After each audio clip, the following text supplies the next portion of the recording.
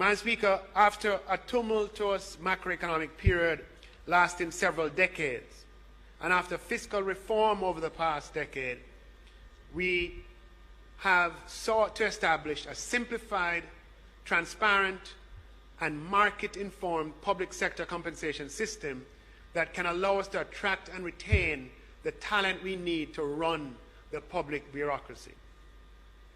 The salaries announced here today for members of the executive and legislature form part of that effort. Now, Kim Art, when you say increase that politicians really deserve, yes, they do. I'm a Jamaica Labour Party supporter, but the PMP politicians also work very hard in their constituencies, right? I remember, I am not for the PMP, but they do deserve to get that type of pay that they're getting. Many of them over there, I don't care for.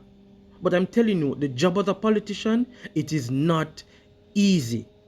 Now, I'm saying to you, please do not tell lies. You are saying doctors, nurses, teachers are going to eat dumpling and butter. Outright lie. Outright lie. And you have a responsibility to tell the truth. Nurses, before this April increase, were getting $3.2 million annually. $3.2 million annually. Doctors were getting almost $4 million annually. Come on now, Kim. Do better than that. Right? Trainee teachers were starting at $600,000, pre-trained teachers, $600,000.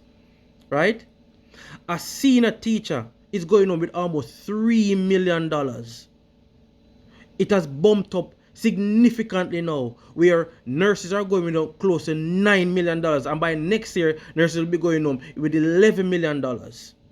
So don't just talk about the parliamentarians' increase. Be honest, be fair. Speak about the nurses, the police, the doctors, the legal agents. Speak about even down to the mechanics. The mechanics who work in the government sector are going home with at least $1.2 million. Listen, do not tell lies. If you're going to speak on something, speak on it fully. $0.5 million per year to $24.5 million retroed. What them say? Radam! And of course,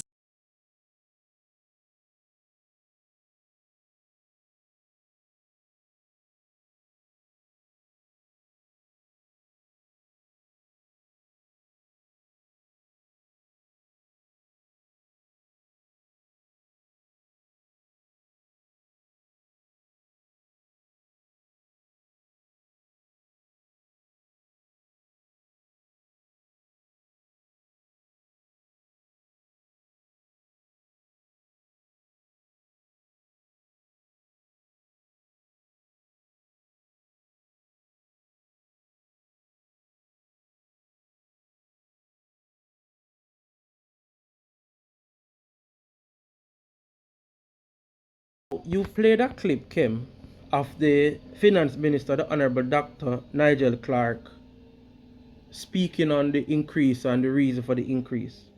Now, we all want politicians to be honest. We want politicians not to steal. We want to retain the best minds.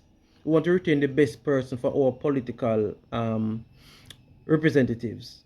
We have to pay them in comparison, right, to the counterparts in the private sector. It makes sense because you do not want C, D, and E students or anybody just taking up a political office. You want the best minds to be representing you on the world stage or representing you on the local stage. So you have to pay the best minds, right, the type of salary that will attract them to do the job and do the job well. Now, when you are going to put across, right, Nigel Clark in a dishonest way, right, why don't you also make it known? Why don't you also make it known that Dr. Nigel Clark reformed the economy, right?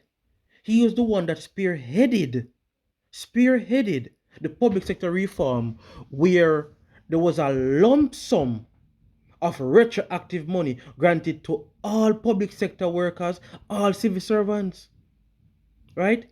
Many doctors, many teachers went home with a retroactive in the millions. Let me say that again, Kem Art. When you're talking about the money that Dr. Nigel Clark is justifying giving parliamentarians, why don't you speak that this same man who's justifying giving parliamentarians also gave teachers, doctors, nurses millions? I have friends who are teachers who got millions in retroactive. I have doctor friends who got millions in retroactive. Nobody was complaining when the government taxpayers' money were being spent in retroactive millions to the public sector this year. This year. So not only the public sector got reformed, right? And they got lump sum, they also got an increase. They also got an increase. But you're not talking about that.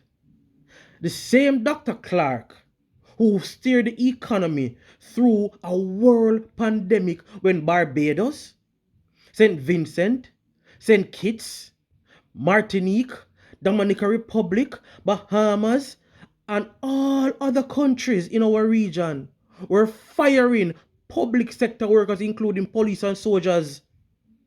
Did Jamaica fire one civil servant, one public servant in the 2 years of the pandemic? No, they all got paid. Be fair to the finance minister, be fair to the administration. I am not upset at you, I'm upset at what you're saying and how you're saying, how you're painting the picture as if these people are evil and they're treating public sector workers badly. Where was your video praising the same Dr. Nigel Clark when he held the reins of the finances together during the pandemic and paid all those same teachers that you're lying about, that are going to eat butter and dumpling, that is going to suck chocolate with a spoon? Where was the video of praise? Show me that video, please.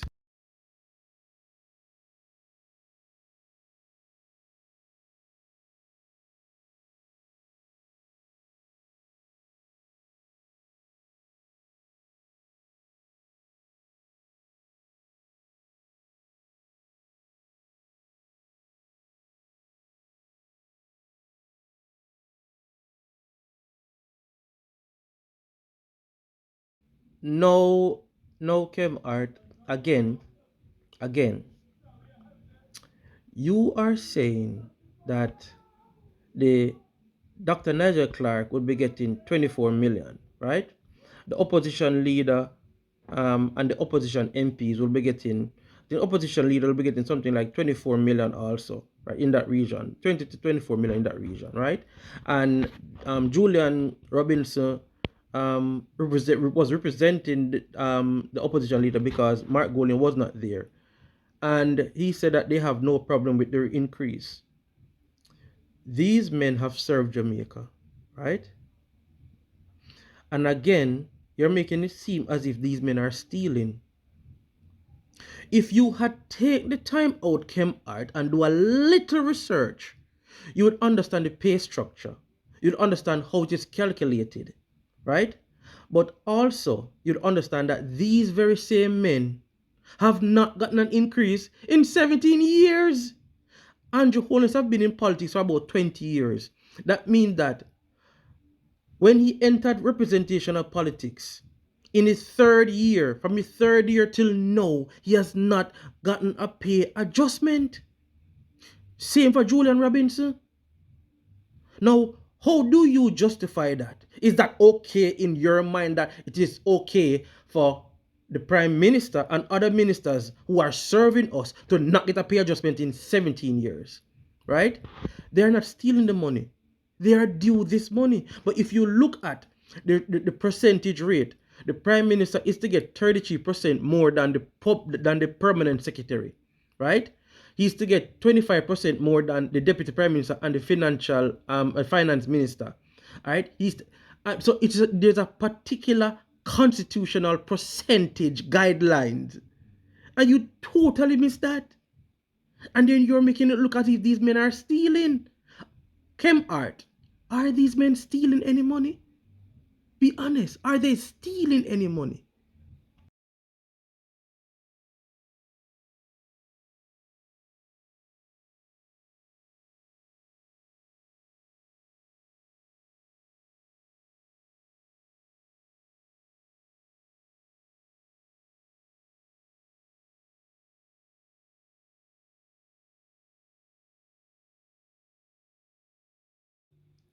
Finally, Art, when you're going to say politicians rob and steal, name one politician in this Andrew Honest-led government that robbed, that was arrested and convicted by the courts of robbing or stealing anything.